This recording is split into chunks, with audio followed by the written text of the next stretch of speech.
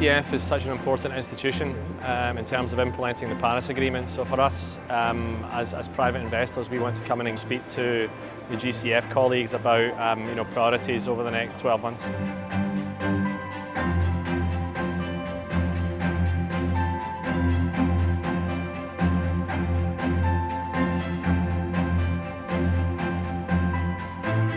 The decisions we make in the coming months will have consequences for generations to come. GCF and its partners are committed to foster a green, resilient recovery based on global solidarity.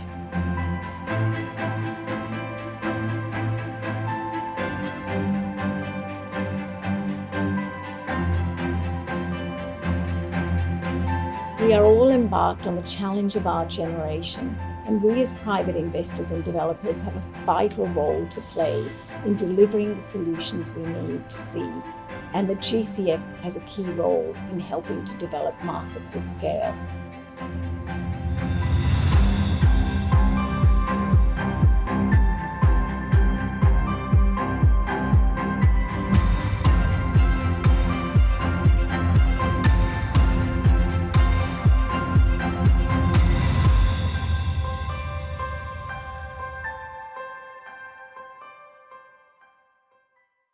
Excellencies, distinguished guests, ladies and gentlemen, welcome to the opening session of the third annual Private Investment for Climate Conference hosted by the Green Climate Fund, the GCF.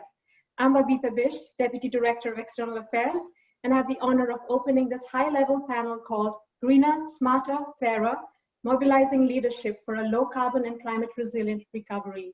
We have incredible leaders today whose vision will set the direction for the discussions in the coming days. A few quick housekeeping rules. We have simultaneous interpretation in Spanish and French with automated captioning in several languages. The instructions are in the session description on WOBA. Please share your questions to our panelists through the Q&A tab.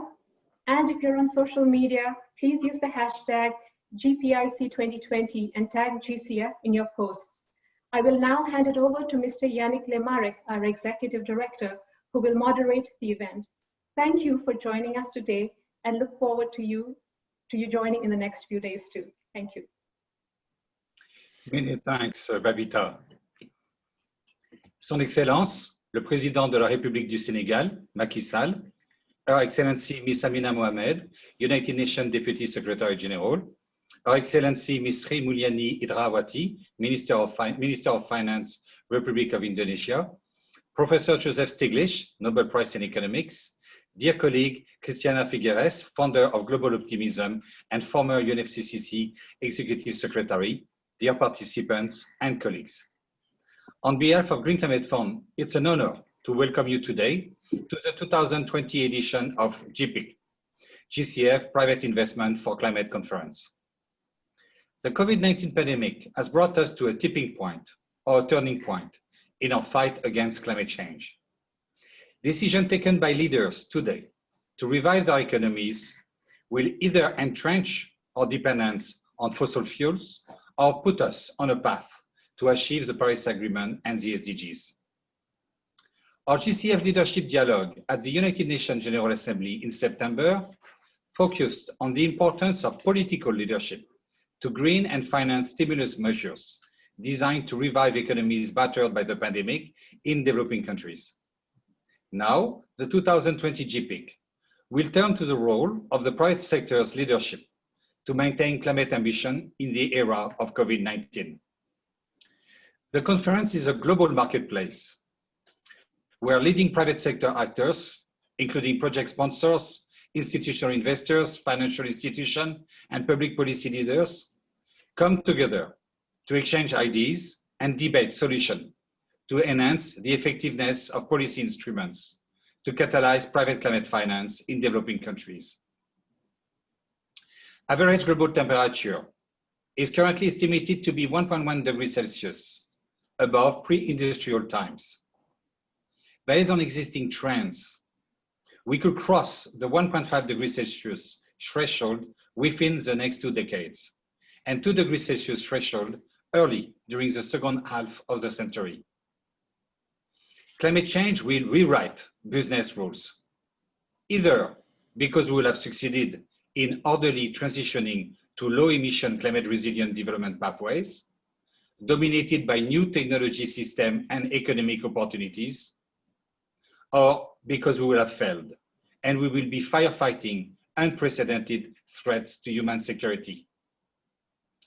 According to the IPCC, limiting global warming to 1.5 degrees Celsius is still narrowly possible and could create between 1.8 to 4.5 trillion in green investment opportunities annually over the next 2 decades.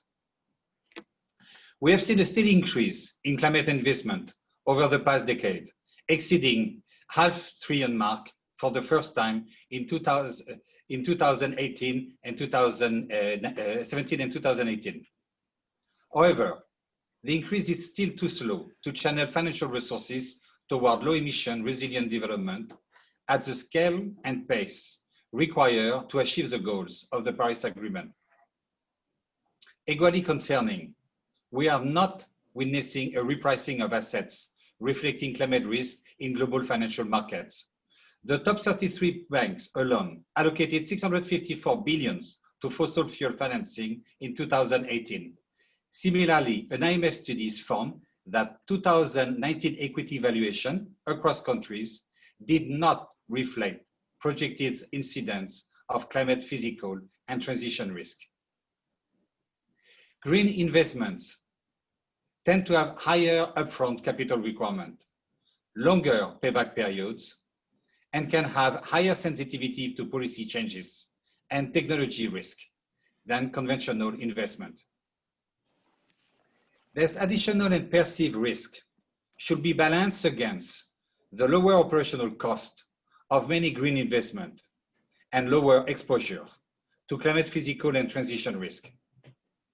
However, pricing climate risk is proving a daunting challenge for entrepreneurs and financiers alike, who are de facto asked to estimate the likelihood of various climate scenarios and their implication for physical and transition risk at the firm and project levels.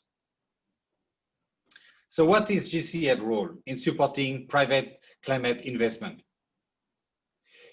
GCF is the world's largest dedicated climate fund, co-financing climate projects led by 150 delivery partners, including national and international commercial and development banks, United Nations agencies, and civil society organizations at the forefront of climate action.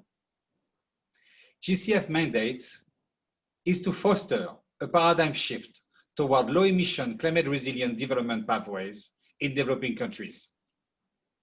These include fostering climate entrepreneurship and innovation through supporting the establishment of conducive investment environment, financing project preparation to accelerate deal flows, and de-risking first-of-its-kind private investments through blended finance. It also means supporting asset repricing in global financial markets through climate risk assessment and disclosure, developing new valuation methodologies, strengthening domestic financial institutions and capital markets, and increasing carbon pricing coverage. Policy initiatives to remove demand and supply barriers to climate finance are complex to design and implement, and they must be regularly reassessed to improve their efficiency and effectiveness.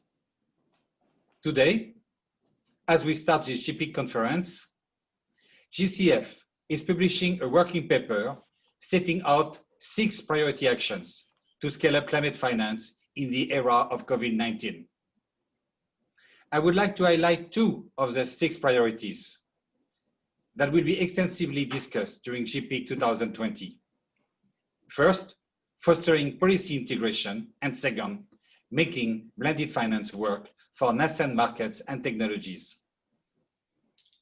The recovery from the COVID-19 economic crisis coincides with a pivotal time in the fight against climate change. In preparation for COP26, countries will be raising the ambitions of their NDCs to meet the temperature goals of the Paris Agreement. This process provides an opportunity to leverage the NDCs to foster policy integration between climate action, economic stimulus measures, and SDGs. Policy integration could almost halve infrastructure investment requirement to meet the SDGs and the goal of the Paris Agreement in low and middle income countries. NDCs are typically designed as policy signals for national climate priorities, rather than a portfolio of bankable investment projects.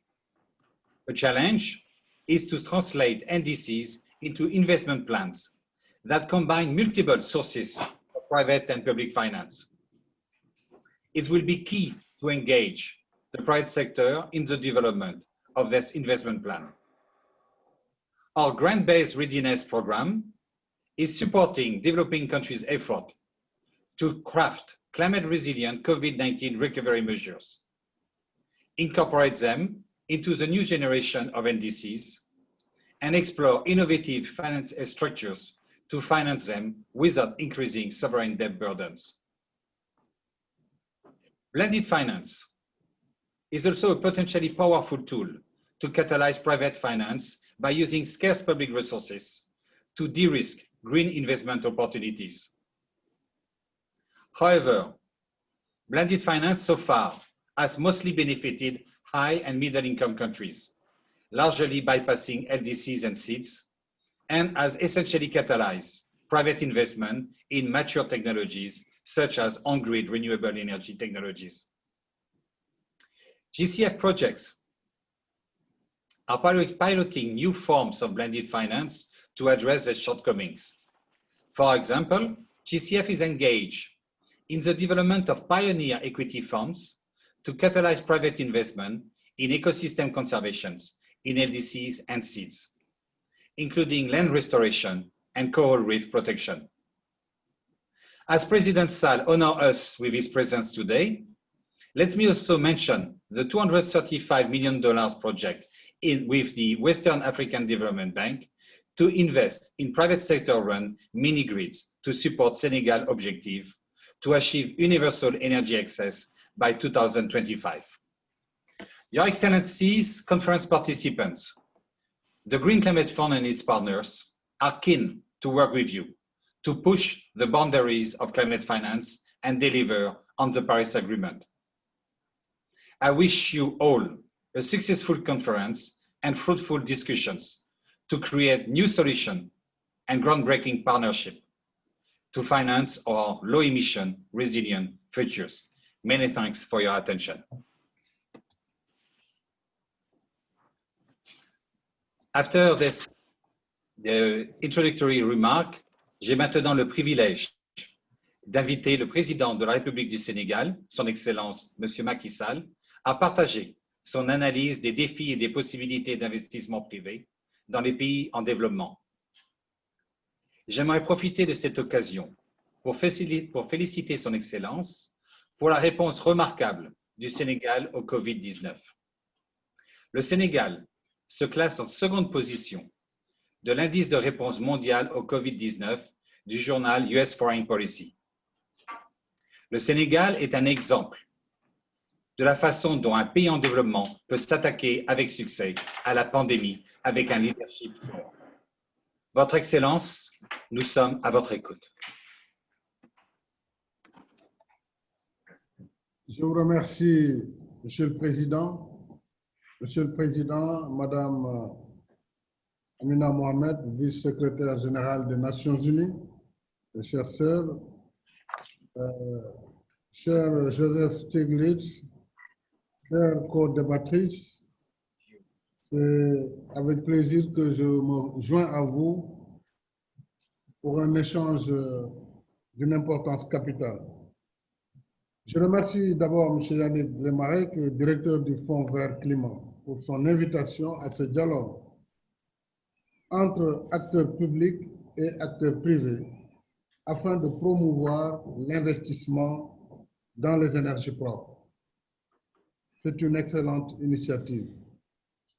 Je vous remercie également pour les félicitations adressées au Sénégal dans sa riposte contre la COVID-19 Bien entendu, c'est un combat que nous continuons à mener, même si pour le moment nous avons des résultats plutôt satisfaisants.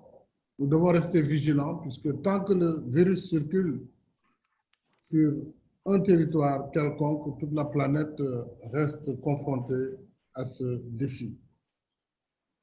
Je voudrais féliciter le Fonds vert climat pour les efforts qu'il mène dans la mobilisation des financements pour la promotion des énergies propres. Au plan national, nous sommes également à l'ère des énergies propres, avec la mise en œuvre d'une stratégie en 3 axes. Le premier axe, c'est de développer les énergies propres, les énergies renouvelables, et en particulier le solaire et l'éolien, y compris dans des zones qui n'ont pas encore accès au réseau national de distribution de l'électricité. Et je reviendrai sur ce fameux projet qui a bénéficié du soutien du Fonds vert climat. Le deuxième axe de cette stratégie est d'assurer la transition énergétique au gaz. Parce que, comme vous le savez, le Sénégal a découvert du gaz et à partir de 2023, nous allons commencer l'exploitation du gaz. Et nous sommes déjà dans une transition énergétique gaz to power, en commençant dès maintenant le processus d'adaptation de nos centrales électriques existantes, mais aussi de notre réseau de distribution. Le troisième axe de cette stratégie, enfin, est d'encourager la réalisation de projets en IPP en partenariat avec le secteur privé national comme le secteur privé étranger. Je voudrais rappeler que le dernier IPP que nous avons signé il y a 1 ou 2 mois est une bonne illustration de cette stratégie de partenariat. Il s'agit d'une centrale de gaz to power de 300 MW détenue à 100% par des privés sénégalais. C'est la première fois qu'on a pu faire un tel montage, mais qui sera construite par une société turque après appel d'offres avec des équipements fournis par General Electric qui est américain. Donc, c'est là un bel exemple de collaboration État-secteur privé. Sur l'énergie solaire, nous sommes partis de loin avec une première mini-centrale de 2 MW installée en 2014 pour alimenter le centre de conférence international à Dakar. Au moment où je vous parle, nous sommes à 166 MW de solaire installés déjà, auquel il faut ajouter déjà une centrale solaire, une centrale éolienne, pardon, à Taïbandiaï d'une capacité de 158 MW. Et toutes ces centrales électriques et éoliennes seront entièrement opérationnelles à la fin décembre 2020. Les centrales hydroélectriques de l'Organisation pour la mise en valeur du fleuve Sénégal, OMVS, il s'agit des centrales de Manantali et de Felou, mais aussi les projets de centrales photovoltaïques que nous avons développés avec le projet Scaling Solar, qui seront effectivement mis en service d'ici décembre 2020, porteront l'énergie renouvelable au Sénégal à 34% des capacités installées dans notre pays. Donc, en décembre, le Sénégal sera à 34% d'énergie renouvelable et à compter de 2023, tout le reste passera au gaz. Donc, nous aurons à peu près 100% d'énergie propre, même si le gaz n'est pas renouvelable. Et déjà, pour faire moins d'émissions de CO2 dans l'atmosphère. Alors, ce taux sera renforcé naturellement par l'important projet d'électrification solaire de 1000 villages, financé à hauteur de 75,45 millions d'euros grâce au soutien du Fonds vert climat en partenariat avec la Banque ouest-africaine de développement qui est donc le partenaire local. Et je voudrais donc, là, M. Glimarek, vous remercier Remercier d'autant plus que ce projet est le premier financement du Fonds vert climat mobilisé pour le Sénégal dans le secteur de l'énergie. C'est un bon départ. Je souhaite qu'on ne s'arrête pas là, mais en tout cas, je tenais à vous féliciter, le Fonds vert climat pour cet important projet. Il s'agit pour nous, pour notre contribution déterminée nationale au titre de la mise en œuvre de l'accord de Paris, de continuer dans cette perspective d'énergie propre et de lutter contre le réchauffement du climat. J'ai fait ces quelques rappels simplement pour illustrer de façon concrète comment un pays en développement comme le Sénégal peut contribuer à l'effort universel de transition énergétique. Cela est conforme à nos engagements d'éviter de suivre les schémas pollueurs des pays industrialisés qui ont pour beaucoup conduit à la situation actuelle de dégradation avancée de l'environnement. Mais en poursuivant nos efforts sur les énergies propres, nous devons aussi tenir compte de notre retard dans le processus de développement. Un retard que nous ne pouvons combler sans un accès universel à l'électricité et à des coûts compétitifs. Il faut que cette équation soit résolue. Il ne faut pas que les pays africains, les pays en développement suivent le schéma des pays industrialisés. Ce n'est pas un bon schéma. Donc, ce n'est pas un bon exemple pour nous. Mais les contraintes de développement aussi nous imposent d'avoir accès à une énergie compétitive et à bon marché.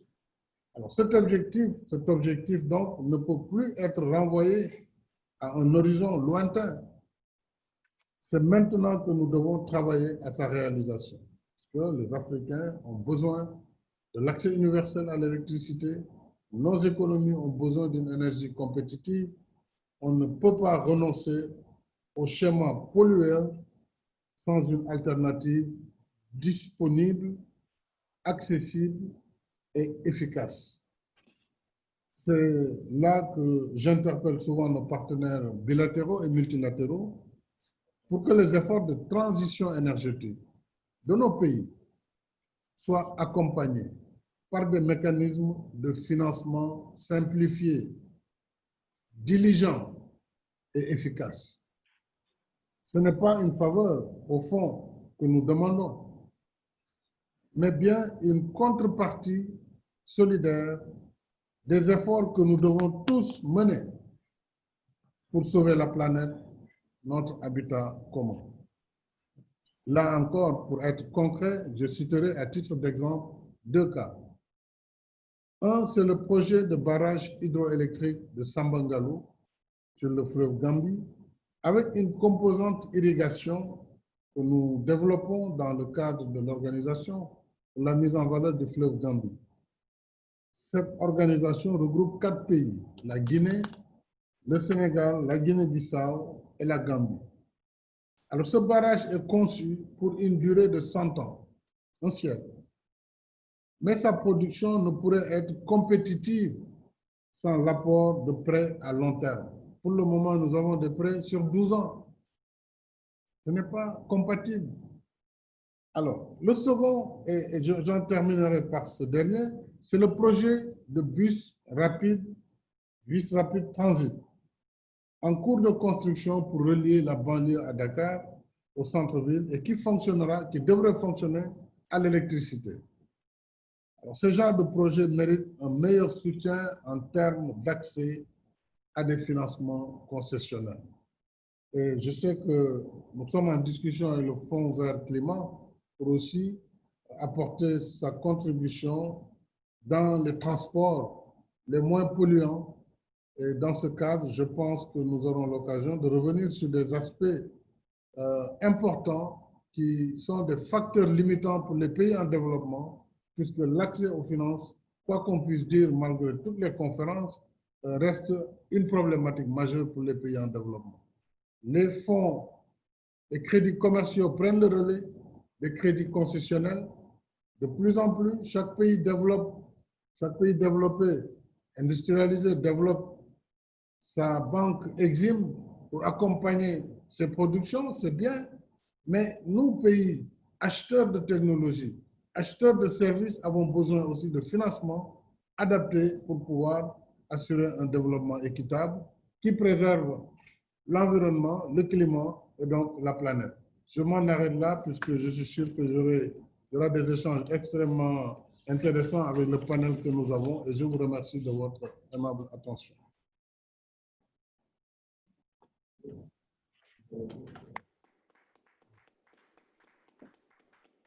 Merci. Merci beaucoup, Monsieur le Président, de bien avoir voulu partager la stratégie du Sénégal pour une transition énergétique verte. Votre appel à un meilleur accès au financement basé sur la solidarité mondiale est bien entendu. Le Fonds vert est honoré de faire partie de cet effort et vous pouvez compter sur nous pour un engagement à long terme. Je crois comprendre que nous aurons de nouveau l'opportunité de bénéficier de votre présence lors de la session interactive avec notre audience. Now, I would like to turn to our next speaker, Her Excellency Ms. Amina Mohamed, United Nations Deputy Secretary General, and my former boss, if I can say so.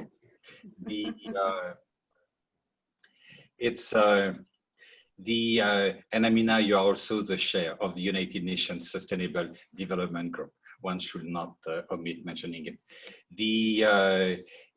You have repeatedly emphasized that global solidarity and action were required for the world to defeat COVID-19 virus and sustainably recover from the attendant socioeconomic crisis. And you have called for a new global financial system that will work in these unprecedented times.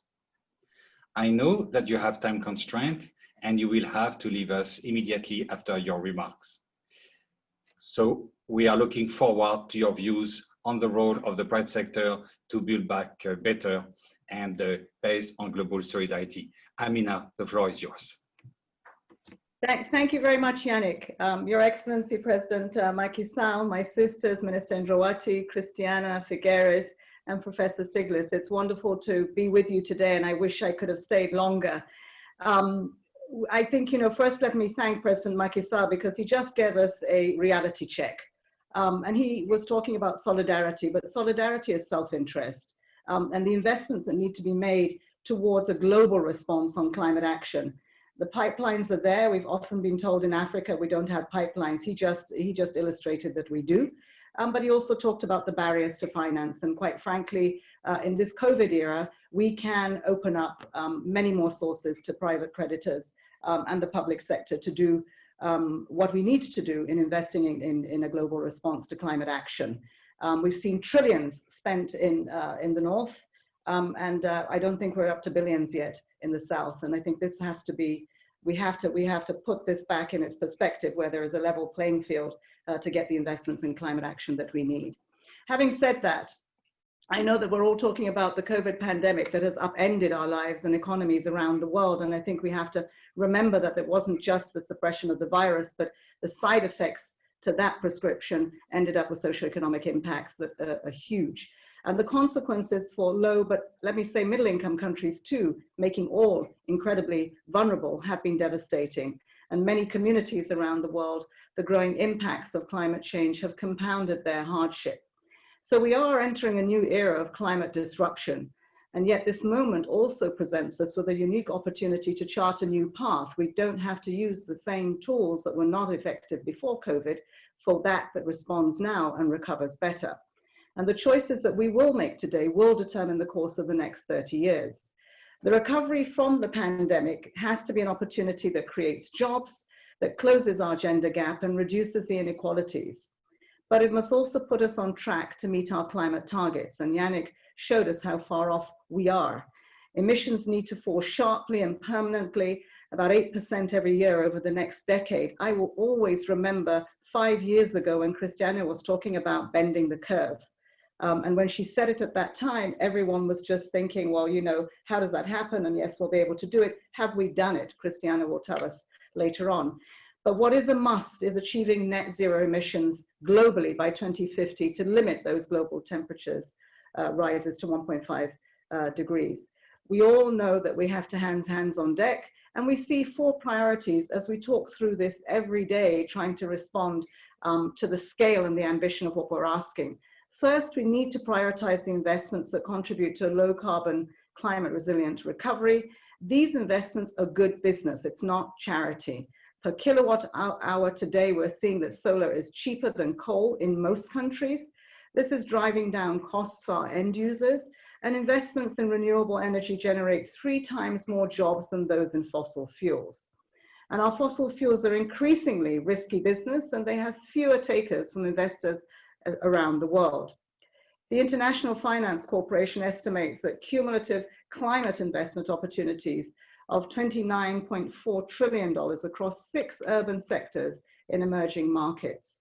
And these include green buildings, low carbon public transport, electric vehicles, smarter climate water, wastewater management and infrastructure, sustainable infrastructure in the end in our urban centers and in the rural areas. Second, governments need to set a long-term vision by aligning their COVID recovery plans with their national climate commitments. Our nationally determined contributions and long-term climate strategies should inform COVID recovery policy choices so they're consistent with the objectives of the Paris Agreement. But here's the challenge. The fiscal gap that we have in many developing countries is huge. They think about today, they can't even see tomorrow. And so we need to find a balance in investing in both the short and the long term. This also will provide the private sector, particularly with the long-term investment horizons, frameworks to guide investment decisions today. At this year's UN General Assembly, we heard from President Xi Jinping of China aims to become carbon neutral before 2060 and to peak CO2 emissions before 2030. The European Union also committed to make Europe the first climate neutral continent by 2050 and is expected to cut its greenhouse gas emissions by at least 55% in 2030. And these announcements are coming from major market movers, sending a clear message. And the transition from the high carbon global economy is coming, and it's coming fast. But it's coming for them fast, and they're able to invest in that response. The investment needs to be global. Third, to all financial actors, public and private, to meet the challenges ahead, we need you to fully embed climate risks and opportunities in your decision-making and align the portfolios with the goals of the Paris Agreement and the SDGs. As the UN Special Envoy to the SG, Mark Carney, has put it, decarbonization is the greatest commercial opportunity of our time. The early movers will reap the greatest benefits. Fourth, finance for adaptation and resilience will be essential to protect people and productive assets. And I'm encouraged by examples in the portfolio of the Green Climate Fund of investments that provide concessional finance to support small and medium enterprises with access to credit for financing adaptation, particularly in the agriculture sector. But we need to significantly scale up the adaptation finance. Development finance institutions need to make much greater efforts to simplify and improve access to climate funds. We heard Macky Sall's call for that, and especially for our small island developing states, our least developed countries. But I'm telling you, in middle income countries, we need that support as well. In conclusion, Excellencies, friends, let me say that the important work of the Green Climate Fund is required more than ever as we accelerate the decarbonization of the global economy and try to strengthen resilience and adaptation across the developing world. Let's continue to find those solutions together for a low carbon resilient future that leaves no country behind. Thank you.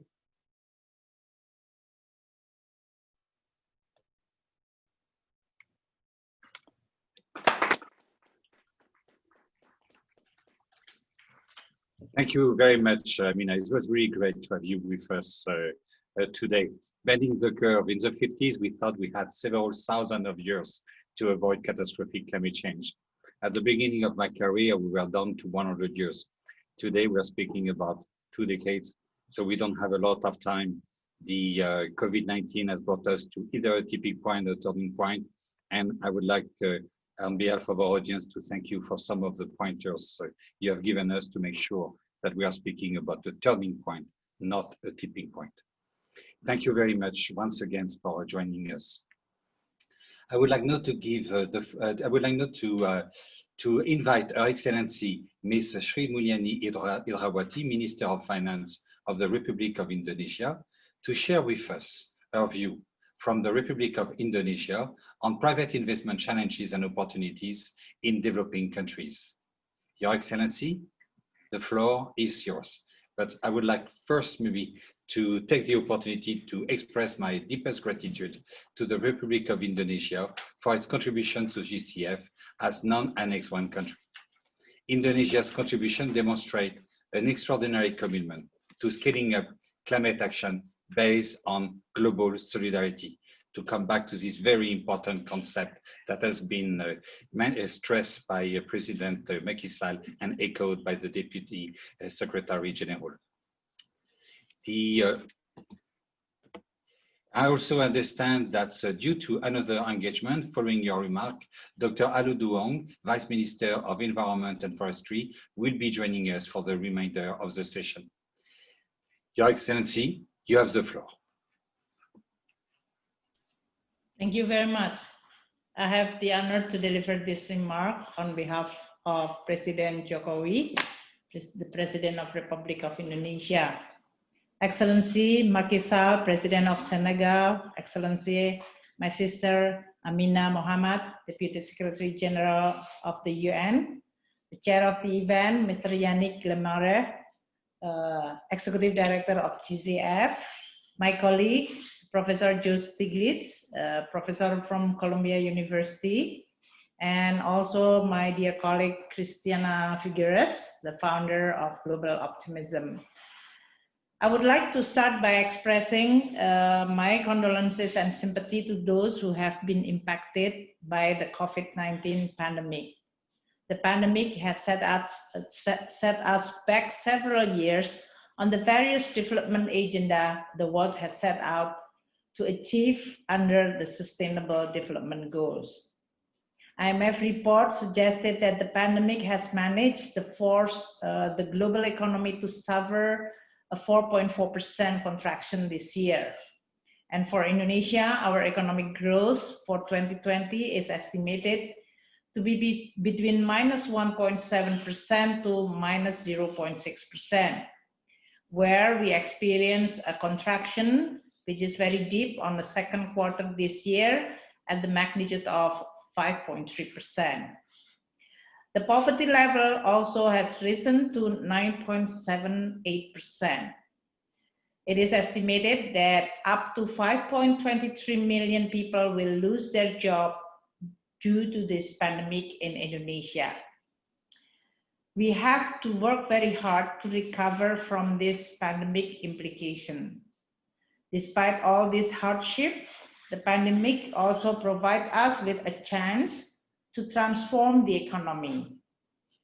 As we always said, that we are not going to waste this crisis. I believe the implementation of green recovery will be the driver for the world economic transformation, and Indonesia has been and will be continue to be committed to reducing our carbon emission in addition to achieving a climate resilient nation while we are coping with this pandemic and huge implication. This crisis has put the issue of environment, climate change, and resilience in the center. Climate change has raised the possibility of an outbreak of disease, causing pandemic and public health crisis similar or even worse than what we are experiencing now. Therefore, the importance and the benefit of promoting a sustainable green economy today to support future economic growth are becoming more viable.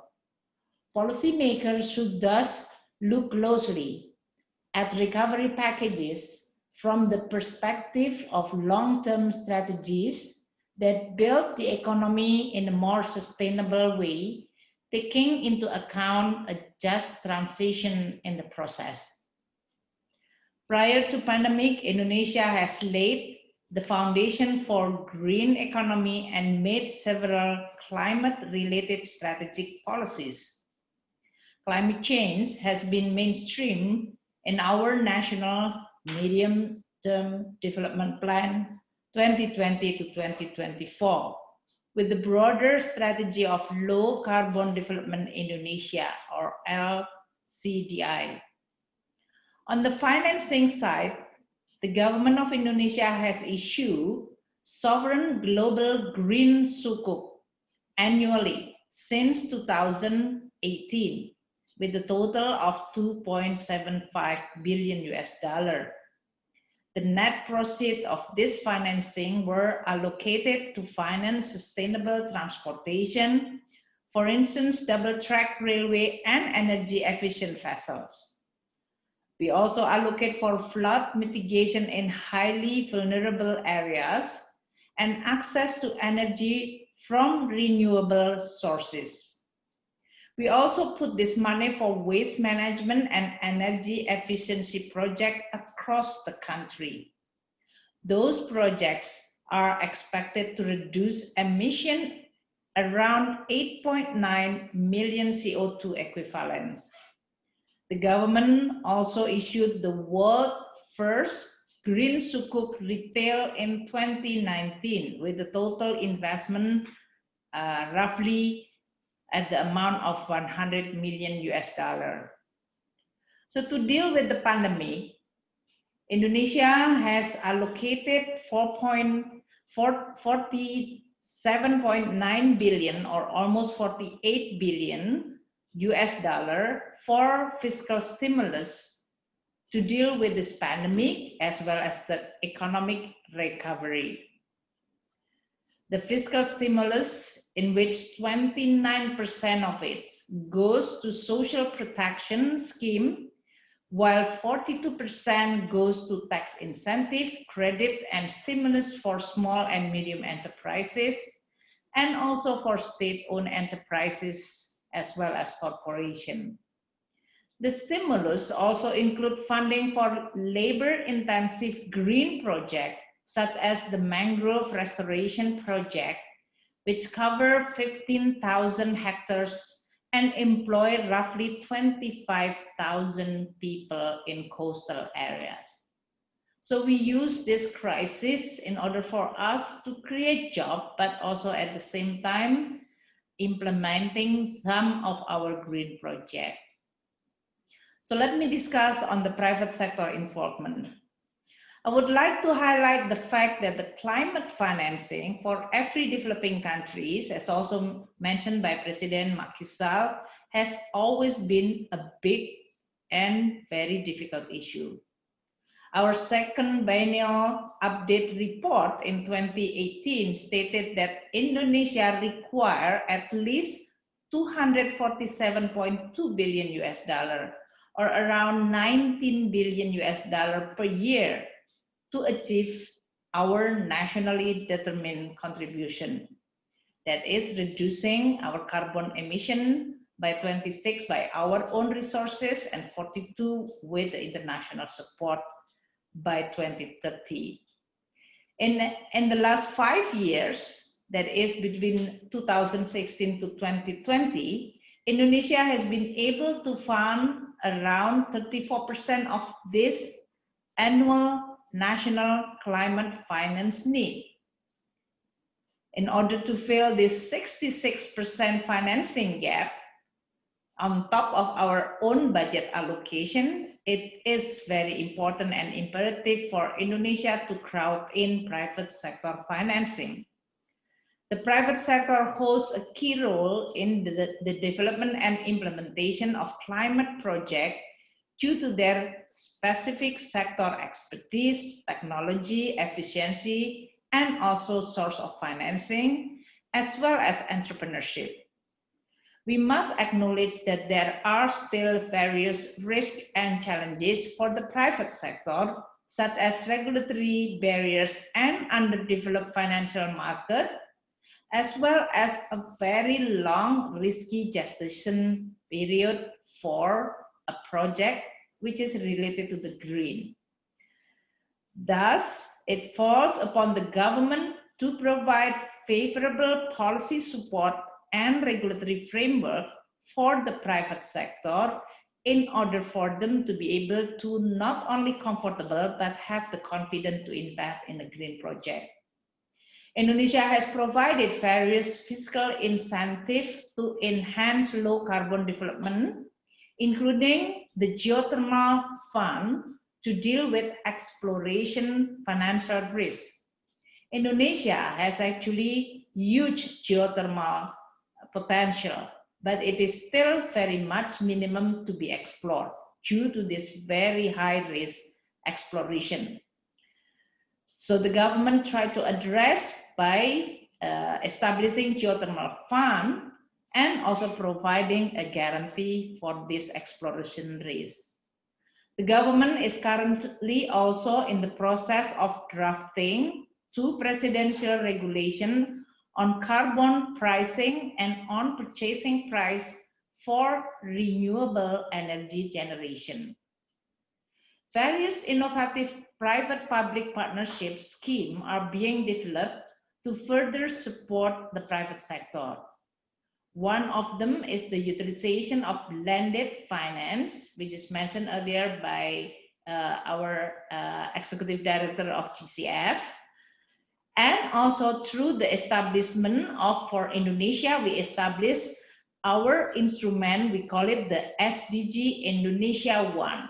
This is the platform for blended finance that will collect and combine the financing from not only public state-owned enterprises, but also from private sector and from philanthropic support. The SDG Indonesia One and the Environmental Fund Management Agency has been established by the government. This is in order for us to be able to manage sustainable finance roadmap, which require financial institutions to increase their green portfolio. Finally, just recently, Indonesia also enacted our Omnibus Law on job creation. This law is a big comprehensive one that is trying to promote economic development without sacrificing our environmental concern. The government and private sector and the international community play a very important role for the climate finance. To support developing country commitment and effort, developed countries must renew and fulfill the commitment of providing 100 billion per year by 2020 as pledged by the 15th Conference of the Parties in 2009. That being said, the Green Climate Fund has shown its commitment to assist developing countries. That's also including Indonesia, which recently we are receiving $103.78 million for the approved RED Plus result-based payment. I believe this is even bigger than what you provided for Brazil for the Amazon project. The result-based payment fund will be used to improve the livelihood of community living inside and around forest area through 2 main activities. First, strengthening the forest management unit on forest restoration and business activity. And second, to enhance the social forestry program to secure community livelihood while preserving the forest. This is aligned well with our own budget support for the people and society living surrounding the forest.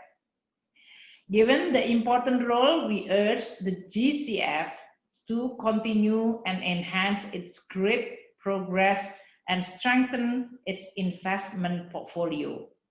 Together with the private sector, including National Bank, we encourage the GCF to further develop innovative financing instruments that can boost climate investment. As a closing note, I would like to re-emphasize that Indonesia, in the face of global pandemic, remains firm on its climate commitment. An inclusive green economic recovery will carry us through to build back stronger and better. This is how we should and we will address the twin challenges of COVID-19 and climate change. Finally, it is my belief that together we can recover from this global pandemic and progress the fight against climate change. Thank you so much.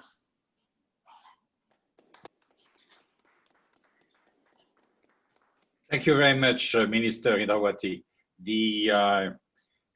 Thank you very much for this wonderful example about how to green economic stimulus measures in order to foster a green and resilient recovery. And you have touched on almost every single key issues that will be discussed during this three-day conference. How to establish a conducive investment environment, how to de-risk investment, how to develop innovative financing mechanisms.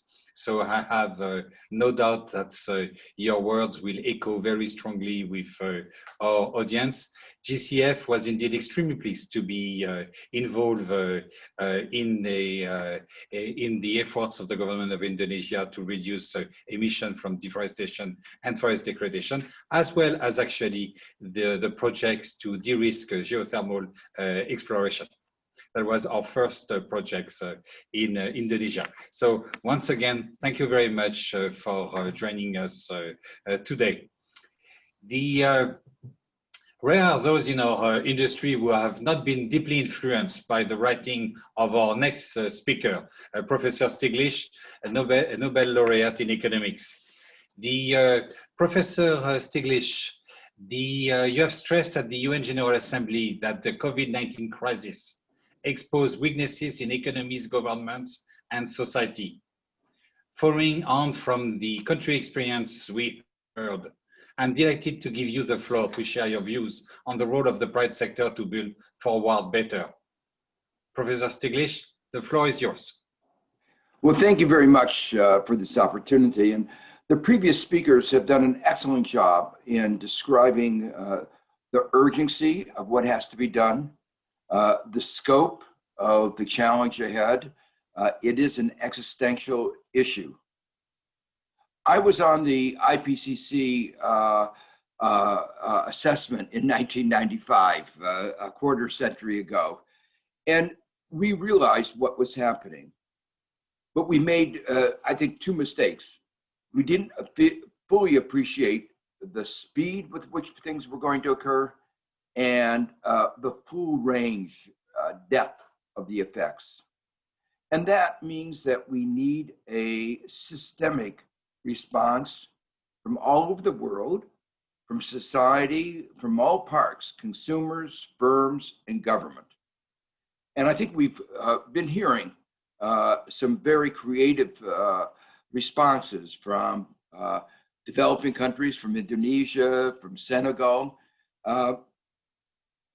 I co-chaired with Nick Stern a commission that asked, could we achieve the 1.5 to 2 degrees goal that was set out in Paris and Copenhagen?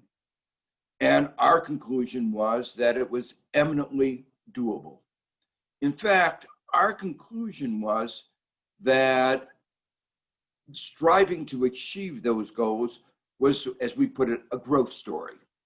And I think we've heard from various participants already the fact that to achieve that would require investment, and those investments would stimulate the global economy. We've heard that those investments are more labor intensive, and that addresses one of the other very sources of concern: unemployment, low wages, particularly of unskilled labor. If we increase the demand for unskilled labor, that will help raise the wages, it will help increase employment.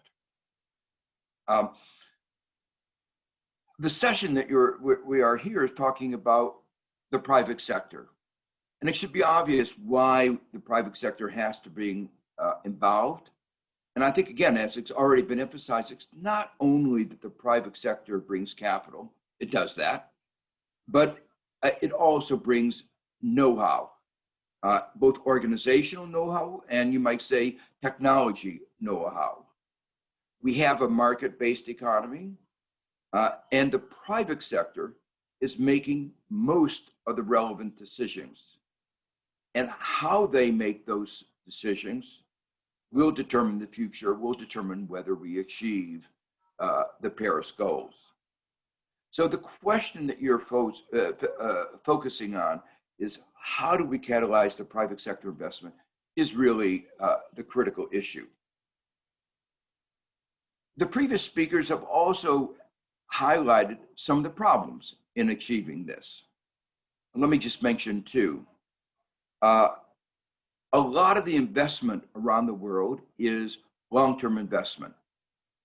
And that's particularly true about some of the green transition investments. These are long-term infrastructure, green infrastructure, public transportation systems, electricity projects. And much of the funds are long-term, sovereign wealth funds, pension funds. But standing between the long-term savers and the long-term investment projects are short-sighted financial markets. We should know that the financial markets are basically short-term. We saw that in 2008. We see it every day. So one of the challenges is how do we bridge the long-term desire of savers, the long-term investment needs, given the short-term financial markets? And I'll give some answers. The second problem, also already highlighted, is the fact that markets have been very slow to respond. As pointed out, they're still investing in fossil fuels. The full import of being the green transition has not been fully reflected in asset prices of fossil fuels and fossil fuel investments. So we have to realize that the private sector has not fully appreciated the green transition that we're going through. There are a rich panoply of instruments, changes to financial markets that we have to undertake. And I want to describe in the few minutes I have just an outline of some of those changes. Some of it has to do with regulations. I think governments around the world should just say there should be no coal-fired electric generating plants. Just strong regulation to move the economy, because it is short-sighted, towards a greener economy. I know that's not fashionable, but those regulations can be very effective. And the commission that I headed with Nick Stern showed how that actually can be a part of an efficient response. Then there are financial incentives, both carrots and sticks. Our commission argued that you don't want to just rely on carbon prices. It's not a strong enough instrument and it has distributive consequences. But carrots and sticks, financial incentives and punishments are an important set of instruments. One aspect that's also important are the changes in legal frameworks that are sometimes underestimated. There needs to be a requirement, for instance, of disclosure of carbon risk. There's a global movement to do that. New Zealand has made mandatory disclosure of climate, and that's a step forward, and other countries ought to be joining that. In many countries, the laws concerning fiduciary responsibilities of pension funds, sovereign wealth funds, universities, foundations are just in the wrong way. There are many countries where say that the fiduciary responsibility is to look only in the short term. That's wrong. A fiduciary responsibility ought to be looking for the long term of society. And these long-term institutions like universities, endowments, ought to be obligated to look at the long term, including the carbon impacts. And finally, there needs to be changes in corporate governance. Corporate governance is focused on the short term. And there are proposals, one of my colleagues at Columbia called loyalty shares, where the voice of those who are committed to the corporation long term are heard more loudly than those who are the day traders. So changing corporate governance can be an important instrument. Right now, we're at a particular moment where there is a very powerful instrument at our disposal. Never before have public funds been spent in the magnitude that they have been spent in response to the pandemic. In the United States, we spent $3 trillion. $3 trillion is about 15% of our GDP. It's an unprecedented response to an unprecedented occurrence. But because there's so much money being spent by the public, citizens have the right to demand that that money reshape our economy, that we will build back better. We don't want to go back to where we were in January 2020. That was an economy that was brown, unequal, unresilient. We've seen in the process of the pandemic all the deficiencies in the economy, and that's why we have to build back better. We knew many of those problems before, but they've been highlighted by the crisis itself.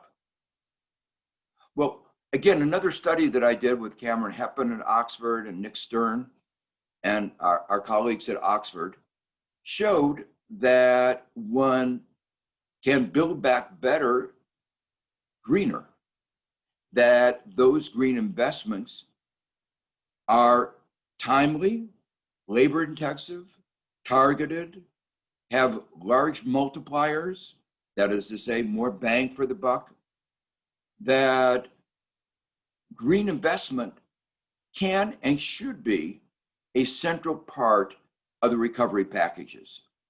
So the basic message here is those funds can do dual or triple or quadruple purpose. That is to say, they enable us not only to recover from the pandemic, they enable us to recover greener with more equality, more resilience. But the other aspect of these public investments is that they're often complementary with private investments. So these public investments, at least part of them, can help catalyze more private investment. And one shouldn't think of public versus private, one should think of those as complementary. And there's a long history of that. Public investments in roads actually strengthen the private investments in railroads. Historically, the two can often be complementary. And that's obviously particularly true for R&D, because those discoveries those innovations can actually increase the returns to private investment and be a real catalyst. Finally, it's very clear we need new financial institutions to help deliver the funds. And these new financial institutions, like the new development bank, the new green banks that are being created in many countries, even here in New York City, New York State, are addressing some of the deficiencies in the private, more long-term, more aware of the greener. When the new development bank was created, there was an emphasis that there are the resources to do it. We need new mandates, focus on climate, new governance, reflecting a 21st century view rather than the mid-20th century view. but most importantly, new instruments, new ways of divesting risk, new ways of working between the public and the private sector that can help catalyze the private sector and catalyze both the funds that it has at its disposal, but also catalyze the know-how that it brings to the issue. So it's essential that the private sector be energized. We know that many in the private sector actually want to be catalyzed. They and their children know the future if we don't do that. And I hope that my brief remarks have shown that it can be done and how it can be done most effectively. Thank you very much.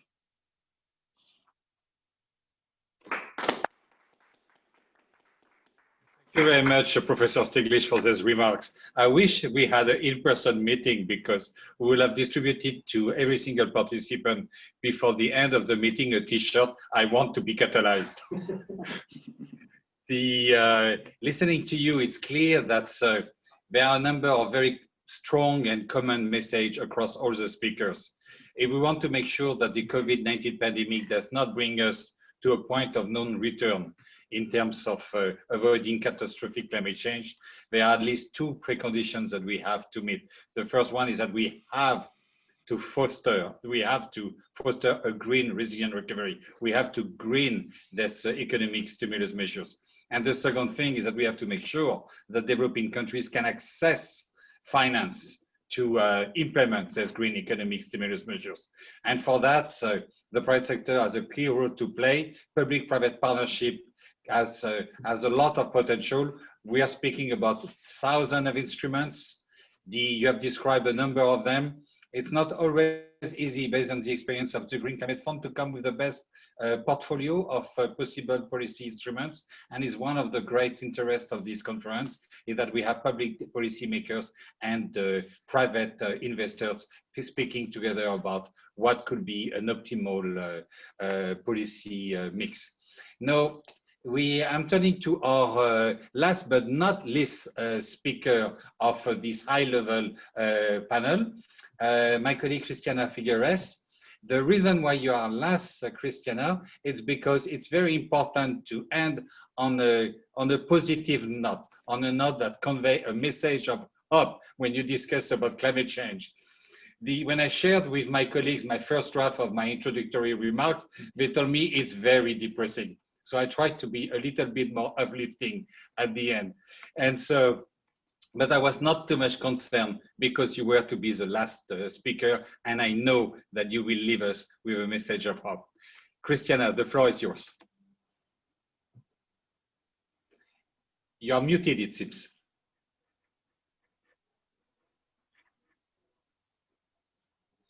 Christiana, you seem muted. Yes, I have unmuted myself. I was being respectful of everyone else and ensuring that my noise did not interrupt everyone else. But thank you very much, Yannick, and thank you for the invitation to join you. Good morning, good afternoon, good evening. We have many people joining us from many different parts of the world, and so quite delightful that we are brought together in this common endeavor. I would like to actually share with you a visual image. And so imagine, if you will, in your mind's eye, a group of adults playing at the beach, constructing sandcastles with the sand at the beach, with their back to the ocean. And because they are building sandcastles with their back to the ocean, they do not see a wave that is coming at them. And the name of that wave is COVID-19. They also don't see a much greater wave that is coming behind the first wave, that is called the economic crisis coming out of COVID-19. And they also don't see that there is a third wave that is larger than the first two, that is also coming at them, which is called the biodiversity wave crisis, biodiversity crisis. And they certainly do not see that there is a wave that is 10 times higher, 10 times longer, that is behind the first three, that is called the climate crisis. And because they are standing on sandcastles, they do not realize that all of these waves that denote the crises that are upon us are actually undergirded by an undercurrent of the most basic crisis, which is the inequality crisis. Unseen by all, and yet felt by the most vulnerable. So that is the image that I would like to share with you, and the context of which I would like to make a few remarks. The reason that we have all of these crises converging upon us is because we have turned our back on them. We did not ask for these crises to converge upon us, but they have. And they have this year in a very, very clear way, in the year 2020. Now, what is also interesting about the year 2020 is that it starts the most decisive decade in the history of humankind, which may sound like an exaggeration, but it is not. It is in this decade between now and 2030, which is 10 years minus 10 months, in which we collectively are deciding not only our own reality, but the future of humanity to come. Because if by 2030, we are not able to cut our greenhouse gas emissions by 1/2 with respect to what we have now, we will be condemning ourselves and future generations to untold misery, especially in developing countries, and to constant physical destruction that will undermine any growth that we have had in our global economy. Now, the good news, Yannick, because you said, can we be positive? Absolutely. The good news is that if we are able to cut our emissions by 1/2, we open the door to a world that is not just safer than the first world that I've described. It's actually a much better world than the one that we have now, because we would open the door to a world in which cities in both developing and developed countries are actually clean cities with less air pollution, with much better citizen health, with much better transport, with much more reliable electricity. We would have opened the world to food systems that are much more efficient and capable of feeding everyone on this planet. We can do that. We can restore our soils, we can restore our oceans, we can reimagine cities and build according to much, much better models. And that is the huge opportunity that we have right now. Because as we have heard from Professor Stiglitz, from President Macky Sall, from the Minister, Sri Mulyani, we now have an incredible injection of capital that is coming into the global economies, the likes of which we have never seen. And that capital can mark a recovery that is both green and socially inclusive. And if we do that, we are miles into opening the door to a much, much better world for our children and generations that come. So you can understand, of course, that the GCF is having this conversation with all of you because the financial sector is key to all of this. Very simply put, wherever finance goes, that's where emissions go or don't go. That's the point. Finance, the characteristic of finance will determine whether emissions continue to go up or whether emissions start going down and are able to cut our emissions by half over the next decade. Now, the good news on that is that we already have proof points that actually companies and financial institutions that have put ESG at the center of their strategy We have the proof points, especially now during COVID, that there has been high stress on the performance of companies and financial institutions. And yet, under high stress, it is precisely those companies and those portfolios that have put ESG, environment, social, and governance issues at their core. They are actually much higher performing than the ones that did not foresee that we would need that kind of enlightened approach to our finances. We today in 2020 have finally understood that profit, if you're a company, or growth, if you're a country, is not antithetical to social and environmental protection. We have finally understood, and perhaps COVID-19 has whacked us over the head, just in case we didn't understand it. Now we definitely do, that actually profit and growth depends on social and environmental protection. And that those three things, profit, people, and planet, are an indivisible package. And it is the only package with which we can move forward into a fairer world, into a more safe world, and certainly into a healthier world. This is, as Professor Stiglitz has mentioned, this is the growth story of our century. It is so exciting. The fact that we stand in front of this incredible opportunity to rebuild, to remake, to reinvent, to recast, to reset human engagement with our economy is the most exciting thing that has ever happened to us. Our parents did not have that possibility.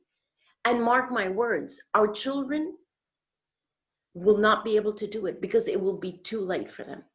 It is us, those of us who sit at the decision table right now, everyone on this call, this is the group of people who can actually make the difference. Now, fortunately, we already have enlightened financial leaders who are moving in that direction. We have an asset owner alliance that is about 27 institutional investors with a sum total of $5 trillion of assets under their management that have vowed to be at net zero portfolios by 2050. We have a growing number of companies already at 500 and some that have that are part of the Climate Action 100 that are working toward also net zero emissions for their companies and for their portfolios. And we have many individual companies that are actually seeing that there is such an opportunity in decarbonizing that they're taking net zero commitments much faster than 2050, which is what the Paris Agreement is actually demanding. We have companies now coming forward to say, no, we're going to be at net zero by 2030, by 2035, by 2040, years ahead of the Paris Agreement, because they understand that that is to their benefit. Now, the point of the meeting that GCF has convened is to pinpoint the fact that although these companies and these institutional investors are understanding both the risks and the opportunities of moving their companies and their portfolios to net zero, it is developing countries that are way behind. Again, I must say, because let's remember the developing countries were not as benefited by the industrial revolution as industrialized countries. That is why we have the terminology industrialized countries and developing countries. Well, my friends, we cannot allow that to happen again. In this new energy and financial revolution that is going to be at the basis of humanity in the 21st century, we have to ensure that everyone, but especially developing countries, are at the table in a fair way. It is in developing countries that there are most opportunities for profit, if that is what you're looking for well-being, if that is what you're looking for, and those two come together. Now, admittedly, it's also in developing countries that there is the most perceived risk. So that is where you come in with the de-risking instruments, some of which we've already developed, but many of which we still have to develop. Enough and powerful enough de-risking financial instruments in order to make blended finance, which we know and which has been on the theoretical books for a long time, but blended finance actually needs to become the norm, not just a reality in some cases.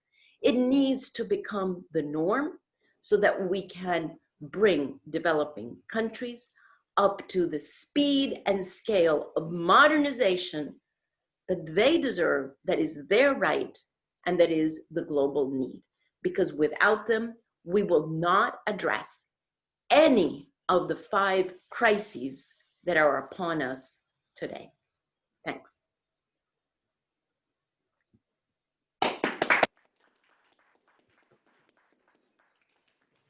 Thank you very much, Christiana. I very much appreciate the name of your organization, Global Optimist. It's a fear trigger defensive mechanism. Only hope triggers positive action. And it's really great to have a voice of hope. And as you know, the Green Climate Fund fully share your views on the importance of making blended finance work at scale, works for new technologies, and work for LDCs and seeds. Because so far it's often worked where you're not 100% sure that it was needed. No, my colleagues, you might have seen a bit of traffic. My colleagues were basically telling me, okay, we have gone beyond time. And I would like to deeply apologize for the next panel, but I would like to take maybe 10 minutes to be able to have some question answers, because we have 1,800 people who have joined us. The advantage of coming last, Christiana, was that you had the largest audience, and we have had a number of questions. And I would like to at least have the chance to ask a couple of questions. And so one is directly directed to President Macky Sall. So, Monsieur le Président, on a parlé beaucoup de verdir les plans de relance économique pour reconstruire après la pandémie Covid-19. Est-ce que, à votre avis, est-ce que les politiciens, est-ce que les preneurs de décision ont les outils nécessaires pour savoir comment le faire? Alors, je vous remercie pour cette question importante. Je n'ai pas beaucoup parlé de Covid-19 dans mon intervention de tout à l'heure, puisque j'étais emballé plutôt par le fond vert et l'aspect climatique.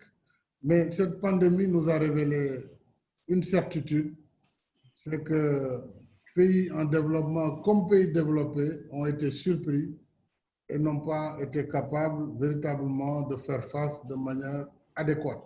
Néanmoins, des réactions ont pu se faire ça et là, et l'honorable professeur Stiglitz l'a dit, au cas des États-Unis, plus de 3 000 milliards, c'est 3 trillions de dollars qui peuvent être mobilisés. L'Europe a mis un plan sur 750 milliards d'euros, que des pays en développement. Nous ne pouvons pas, puisque nous sommes enchaînés par des contraintes liées à la surveillance multilatérale. Nous sommes plafonnés dans nos niveaux de dette.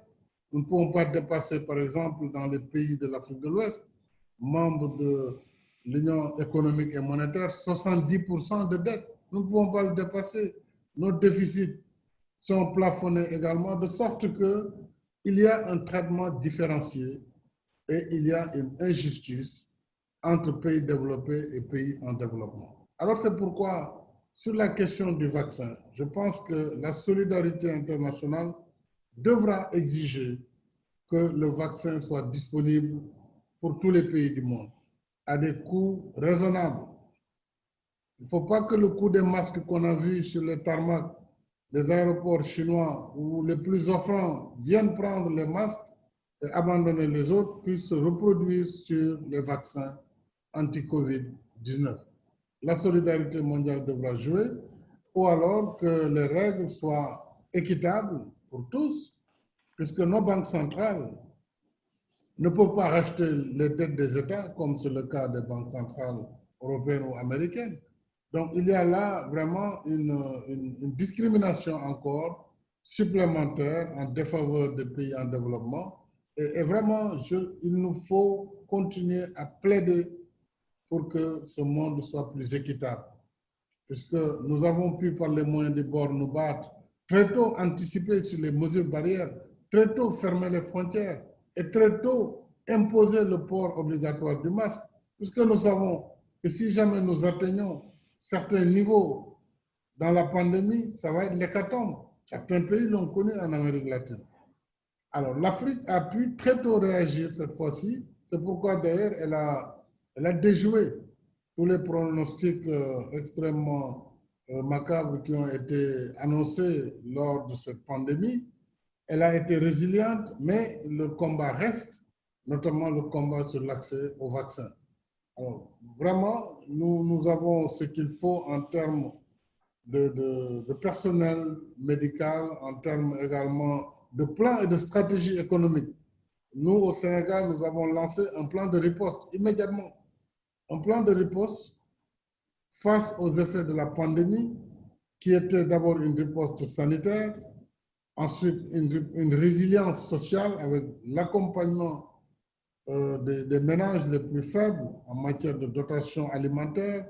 Nous avons développé la résilience économique pour aider les entreprises à ne pas licencier, en mettant en œuvre des facilités fiscales, donc en renonçant à des recettes pour l'État et aussi en mettant des mécanismes de garantie qui ont permis à ces compagnies d'avoir accès à une trésorerie, ce qui leur permettait d'éviter les licenciements massifs. Et malheureusement, la maladie continue. Il a fallu aussi, comme dernier aspect de ce plan de résilience, assurer l'approvisionnement correct du pays en produits essentiels, notamment en produits médicaux, pharmaceutiques, mais aussi en produits pétroliers et autres, pour que le fonctionnement normal de l'État se fasse. Aujourd'hui, ce plan est terminé, c'était à peine 1,6 milliard pour le Sénégal. C'est 7% de notre PIB. Donc, c'était un effort significatif. Maintenant, nous sommes dans un nouveau programme de relance économique qui part des enseignements que nous avons tirés de la COVID. La COVID nous a montré notre vulnérabilité sur notre alimentation. Nous restons dépendants pour l'essentiel de produits alimentaires importés, notamment sur les céréales. Et pour le Sénégal, c'est le riz.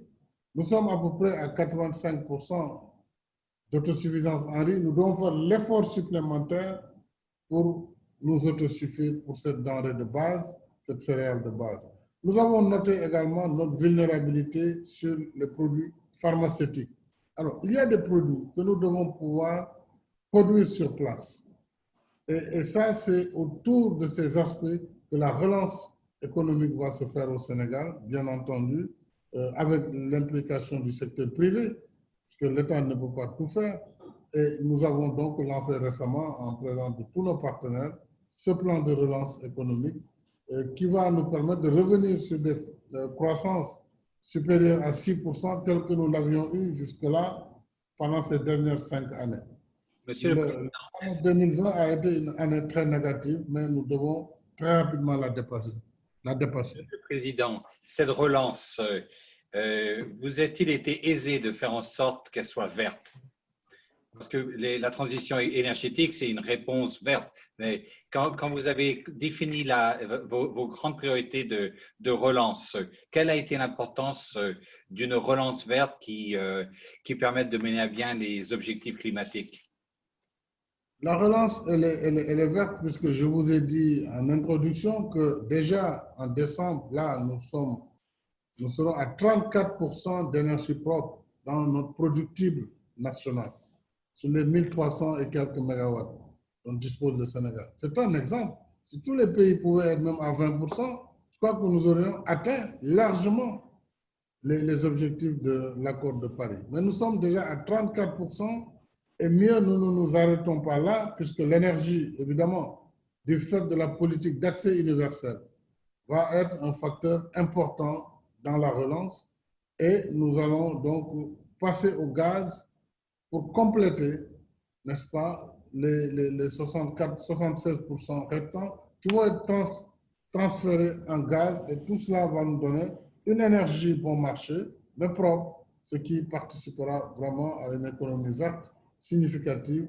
Et cela va accompagner bien sûr tout le reste, les financements verts pour la microfinance, aider les catégories les moins faibles à entreprendre.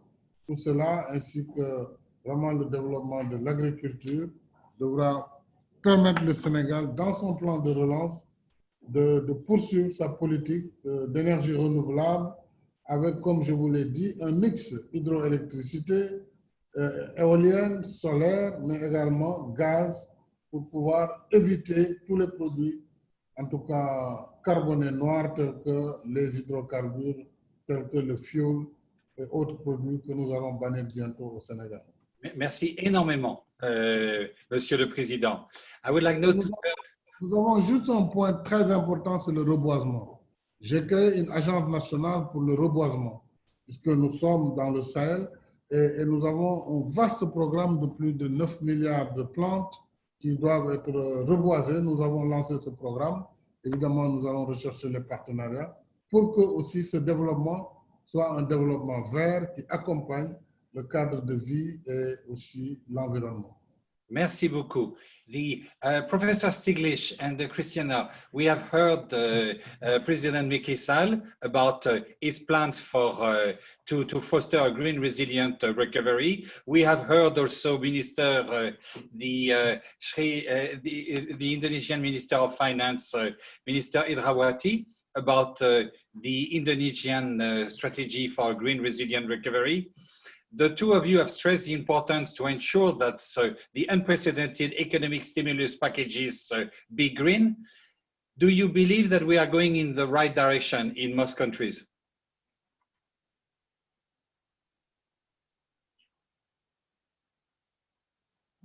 Maybe you, Professor Stiglitz? Oh, okay, I didn't hear that. Yes, I do. In some countries, better than others. For instance, in France, when they gave money to the airlines, they said as a condition, you had to reduce their carbon footprint. In the United States, we gave an enormous amount of money to the airlines without any conditions. That's an example of where you can use money to help shape the economy and get the commitment from the private sector to do what it can do. And the airlines are responding in France. That should be in all, both the allocation of money and the conditions that you put on money ought to help shape the post-pandemic economy. And as I say, it's very strong in the articulation in Europe. It's not present in that $3 trillion I mentioned in the United States, and that's a very major gap. I should mention one more thing just to highlight when the G20 got together, they said they would use all instruments to provide money to developing countries. One of the instruments are special drawing rights. And yet, without going back to the parliaments, there are $500 billion of special drawing rights that could be issued. The head of the IMF has called for it, but as a result of the votes of the United States and India, it has not happened. In the US Congress, there are bills in both parts to increase that SDR issue to $2 trillion. That money could be made available, and were made available with this kind of green conditionality. That would make much more possible for developing countries and emerging markets to respond to the pandemic, but it would also make it much better for them to be able to have a green recovery. And that would make an enormous contribution to the efforts that all of us have talked about in succeeding in attaining the Paris and Copenhagen goals. Thank you very much. Yannick, could I add one sentence to that? Totally agree with that, as well as We know debt for nature swaps helped a lot several decades ago, and climate or debt for climate swaps now would make a lot of sense. So there are several instruments that are out there that are known, that are not being used, and that could accelerate. Among them, a debt for climate swaps. Can I just agree strongly with Christiana and add one more thing to that, which is many developing countries and emerging markets are likely to be facing a debt crisis. We don't have any good way of dealing with it. The UN agreed to having some mechanism in 2014 and 2015. The General Assembly adopted a set of principles, but these have not been yet implemented. So we are at a crisis moment for many of these countries. And one way out of that are these debt for nature swaps. And that would be a way where the international community would be serving itself and serving the developing countries and being able to address the problem of climate change. Thank you very much. Can I say that the Green Climate Fund agree with all of you? If you have the time to read the working paper that we have just released on tipping point or turning point, scaling up finance for low emission climate resilient development, we strongly advocate for climate swap, innovative financing, greening economic stimulus, making blended finance work for the most vulnerable and for adaptation.